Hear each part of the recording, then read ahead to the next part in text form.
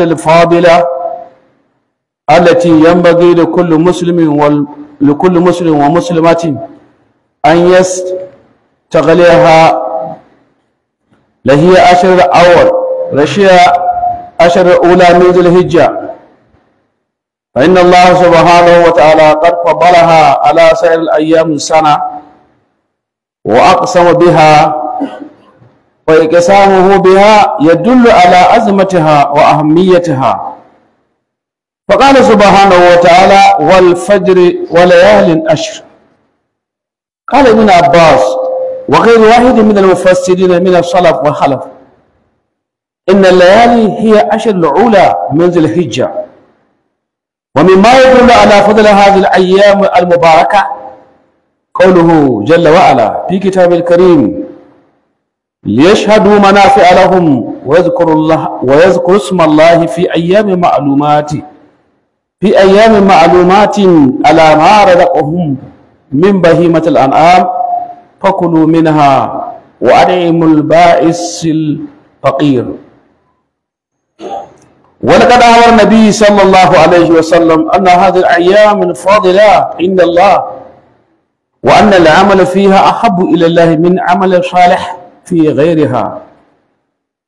ومن الأعمال الصالحة التي ينبغي للمسلم أن يستغل هذه الأيام بها الصيام، فإن الله سبحانه وتعالى أثنى على الصائمين والصائمات فقال: والصائمين والصائمات والحافظين فروجهم والحافظات والذاكرين الله كثيرا والذاكرات أعد الله لهم مغفرة وأجرا عظيما.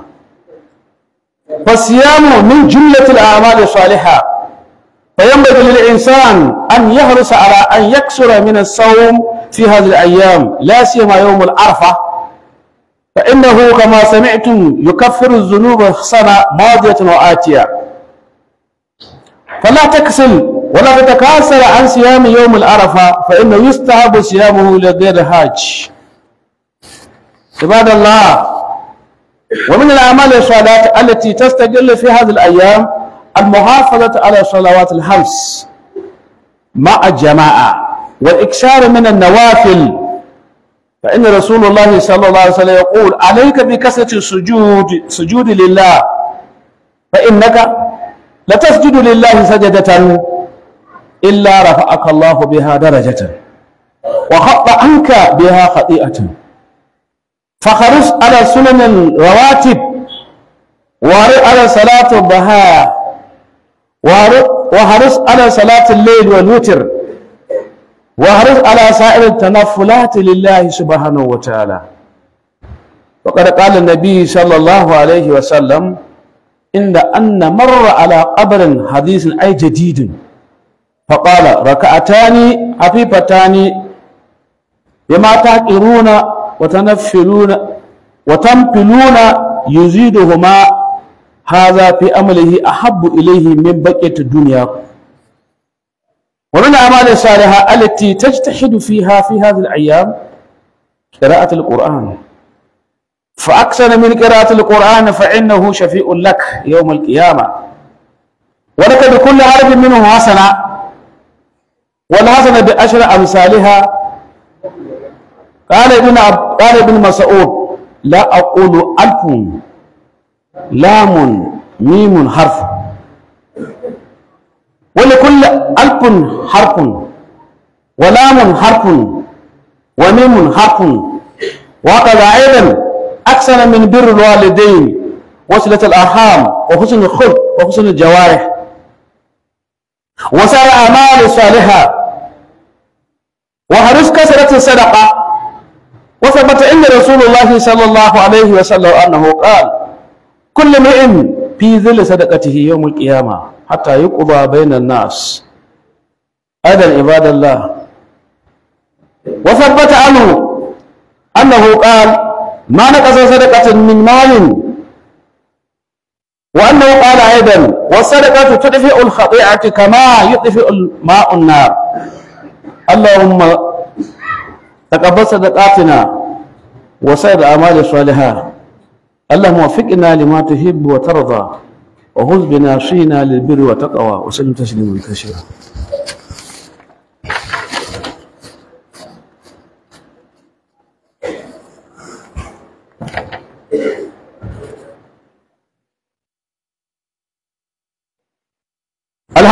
لله رب العالمين،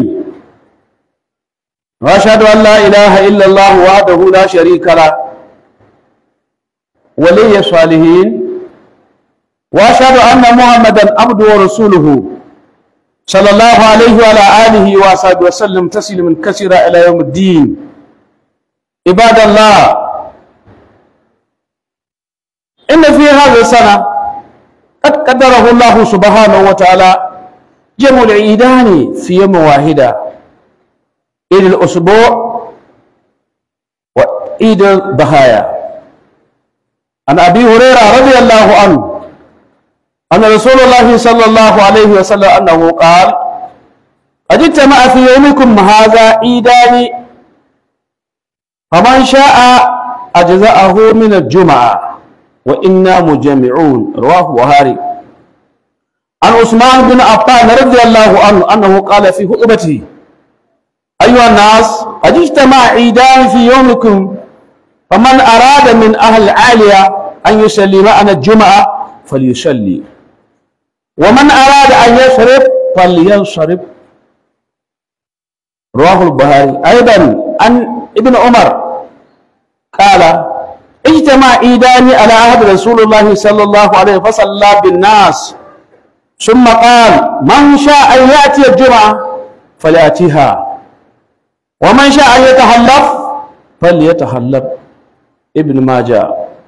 أيها الأخوة، اعلموا أن فضل هذا الشهر بعبادة واحدة في مكان واحدة التي اشتاق لكل مؤمن هي عبادة العرفة. وهو من أفضل أيام السنة، يوم يعتق الله عز وجل فيه كثيرا من الناس من النار. يوم العرفة صيامه يكفر ذنوب السنة. فيا عباد الله، لنجتهد في هذه الأيام بالأعمال الصالحة التي تقربنا إلى الله عز وجل، كما كان السلف الصالح يحرصون على اجتهاد في هذه الأيام الكثيرة. عباد الله المؤمنون يشتاقون إلى رؤية بيت الله الحرام. وثبت عنه صلى الله عليه وسلم قال: ألا أنبئكم بخير أعمالكم وأزكاها عند مليككم وأرفعها في درجاتكم وخير لكم من إنفاق الذهب والورق وخير لكم من أن تلقوا عدوكم فتضربوا أعناقهم ويضربوا أعناقكم. قالوا: بلى يا رسول الله. قال: ذكر الله تعالى. قال معاذ بن جبل: ما شيء أنجى من عذاب الله من ذكر الله. نعم عباد الله، فأكثروا من ذكر الله عز وجل، فإن الله أمركم بذلك. فقال سبحانه وتعالى: يا أيها الذين آمنوا اذكروا الله ذكرا كثيرا وسبحوه بكرة وأصيلا. تريد الفلاح أكثر من ذكر يا عباد الله. قال الله جل وعلا: واذكروا الله كثيرا لعلكم تفلحون. تريد أن تسبق غيرك إلى الجنة وإلى الأجور الكثيرة عظيمة، أكثر من ذكر الله. ثبت في المسلم عن أبي هريرة رضي الله عنه أن رسول الله صلى الله عليه وسلم قال: سبق المفردون. قالوا: وما المفردون يا رسول الله؟ قال: الذاكرون الله كثيرا والذاكرات. اللهم إنا نسألك الهدى والتقى والعفاف والغنى. اللهم أعنا على ذكرك وشكرك وحسن عبادتك. اللهم دمر أعدائنا وأعداء المسلمين في كل مكان. اللهم إنا نسألك عامة مطمئنة وسكينة في بلادنا هذا، واهد ولاة أمورنا. اللهم باعد بيننا وبين عدونا كما باعدت بين المشرق والمغرب.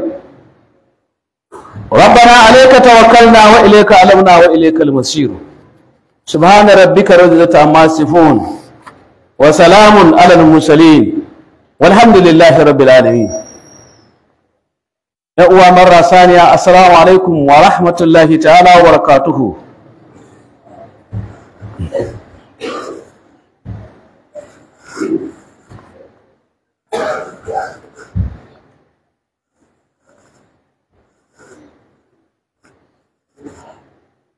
Muna ƙara godiya Allah madaukakin sarki mai rahama mai jin ƙai da ya kawo mu yau a daidai wannan rana a wannan lokaci don gabatar da ibadar sallar juma'a a kuma watan zulhijja wadda ita ce ta farko.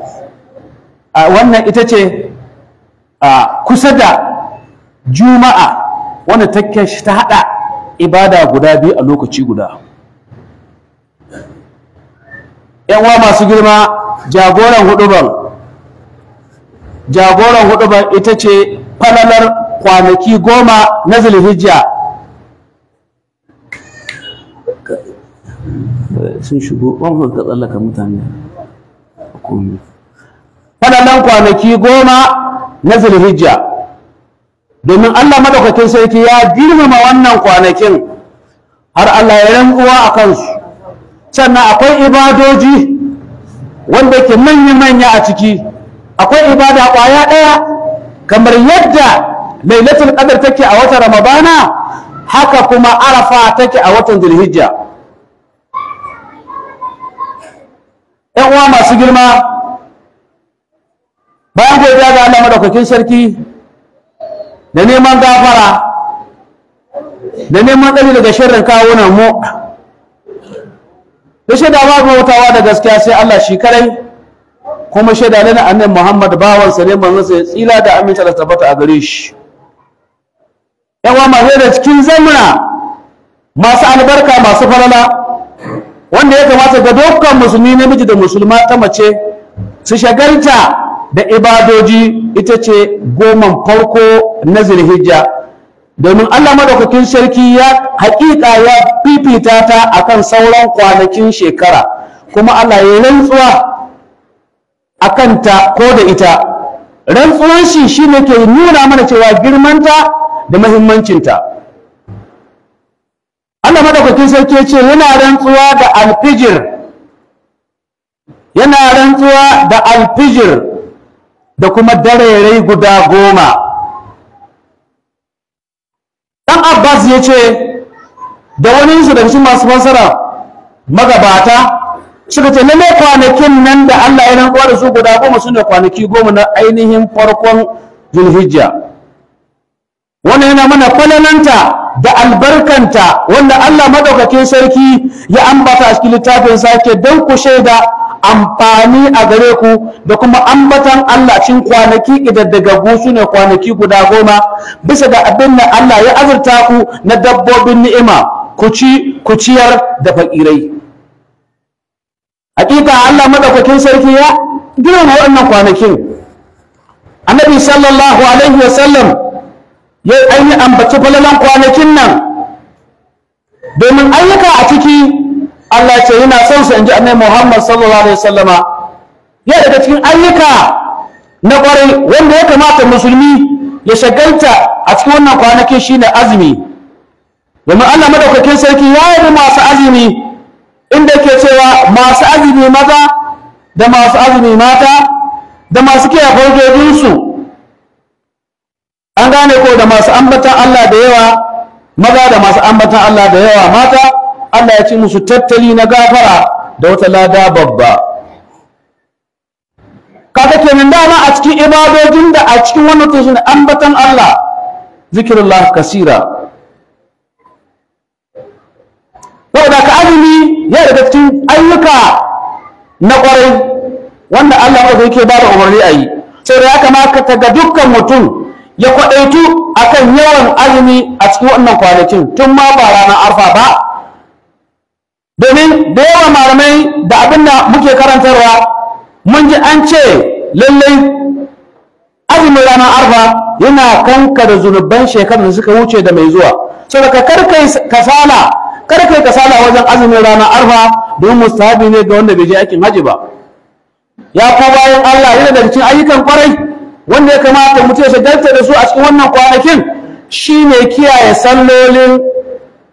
sallolin nan guda 5, sannan kuma tare da jama'a da yawaita nafiloli, domin annabi Muhammad sallallahu alaihi wasallam ce ina horonka da yawan sujada ga Allah, domin in kai sujada ga Allah sai da kwaya daya to Allah zai ɗaukaka darajarka, zai kankaye kurakuranka daga wannan sujadan. Sai ku kwadaito akan sunnoni na rawatib, sune sunnoni na bayan sallar isha da kamin sallar isha, kamin sallar asuba, an gane ko, da kuma ainihin bayan gushewar zawali, da bayan sallar azhur, da kamin la'asar, da kuma ainihin bayan rana ta fada. Ku kwadaito akan sallah ta ainihin laye ga wanda Allah ya ainihin halartar da mu, sannan mu kwadaito akan sallolin dare da su shafa'i da wusuri, mu kwadaito akan sauran nafiloli wanda Allah madaukakin sarki yake ba mu daman yi. Hakika annabi Muhammad sallallahu alaihi wasallama yayin da ya shuɗe wani kabari sabo sai ya ce rako'i guda 2 masu sauƙi, waɗannan ainihin su waɗannan ga bakirai ne ko ga masu ainihin masu lafiya, Allah yana son su, yana son wannan da sauran abin da ya rayu na duniya. Yana daga cikin ayyukan kwarai wanda ya kamata mu yi kokari a cikin wannan watan shine karatun alqur'ani. Mu yawaita karatun alqur'ani domin alqur'ani zai zama ceto a gare ka, ya zama ceto a gare ni. Haka nan alqur'anin nan ga kowane harafin sa akwai sakamako 10. Dan Masaudi ya ce ba in ka ce alifun lamun mimun shine lada 10 ba, a'a in ka ce alifun 10, lamun 10, mimun 10, alif lam mim 30. Haka nan a yawaita da'a ga iyaye a wannan watan, da sadar da zumunta, da kyakkyawan ɗabi'a, da kyautata abin nan makwabtaka da sauran ayyuka na kwarai. A kwaɗaitu da yawan sadaka, domin ya tabbata da annabi Muhammad sallallahu alaihi wasallam ce dukkan mutumin, a kowane mutum yana ƙarƙashin inuwar sadakar salan tashi alƙiyama har ubangiji ya hukunci tsakanin mutane. Ya sake tabbata a garin ya cewa ba wani abu da ke na ƙasa bisa ga abin da ka bayar da sadaka na ga dukiyanka, domin sadaka tana kankare kurakurai kamar yadda ruwa ke kashe wuta. To da ka mere ta sadaka, Allah ka azurta mu da abin sadakan, ka kuma azurta da zuciyar yin sadakan. Yan uwa masu gaba bayan Allah, lalle a cikin wannan shekarar Allah ya kaddara mana watan gamewar idoji guda 2 a lokaci guda ɗaya. Ita ce idi na mako, ita ce ainihin juma'a da kuma idin layya. An samu hadisi daga Abi Hurairah daga manzo sallallahu alaihi wasallam cewa haƙiƙa ainihin yau ta taru muku idoji guda 2, wanda ya so in yi idi ta isan masa, juma'a ta isan ba sai ya dawo ba, lalle mu kuwa za mu yi juma'a. Wannan hadisi Abu Dawud ya rawaito, hadisi na 1173. Sannan an samu daga Usman bin Affan Allah ya shi a cikin hudubar sai ce ya ku mutane, haƙiƙa idoji guda 2 sun haɗa a wannan ranar naku, wanda ya kasance daga cikin wanda yake cikin gari ko wanda yake cikin madauka yayi sallah tare da mu, in zai iya yi sallah tare da mu, amma wanda ya ga bayan mun gama sallar idi zai koma gida ya koma, shi ma wannan yana kan ruwa na Buhari ya sake cewa daga ibnu Umar, haƙiƙa ce yau ranar idoji guda ba sun taru zamanin annabi Muhammad sallallahu alaihi sai ya salla da mutane, sannan ya ce wa mutane wanda ya so ya zo juma'a, wanda yake so ya zo juma'a to ya zo, wanda bai so ba to ya zauna a gida. Ibnu Majah shi kuma hadisi shi ma na 1312. ƴan uwa masu girma, mu sani lalle wannan watan akwai ibada a ciki kwaya ɗaya a wuri ɗaya wanda kowa ke bege, amma da mumini. Ibada a wuri ɗaya a gari ɗaya kuma iri ɗaya a duniya a cikin wannan watan ita ce ibadan arfa. duk wanda ya aikin haji ya niyyar aikin haji zai je ne a matsayin daga shi inda namiji ne zai je a tsirace da gwamna da sarki da waye da duka kalansu daya karanta shi alƙiyama kenan yawma yanfiru mar'u min akhi wa ummihi wa abi wa sahibatihi wa bani likulli minhum yawma shanin yuguni. in kai wasa kana tafiya da abokinka tsakanin arfa da mana sai ku rabu sai da ku hada maka ko in kuka dawo gida in aka tsinke iri daya. in ka ji mutum ya ce shi baya so ya je maka billahi ba mumini bane hada rantsuwana ko haka kafara in ya muminin kwarai ne especially wanda ya je yayi wanda bai je ba kwadayi. an gane ko saboda haka Allah madaukakin sarki ya sanya wannan bautan kuma a wuri daya a ina a Makka babu ayi a Amerika duk girman Amerika duk wannan masu ake cewa masu karfin duniyan nan duk karfin banza ne karfin duniya ne kawai ga inda karfin take can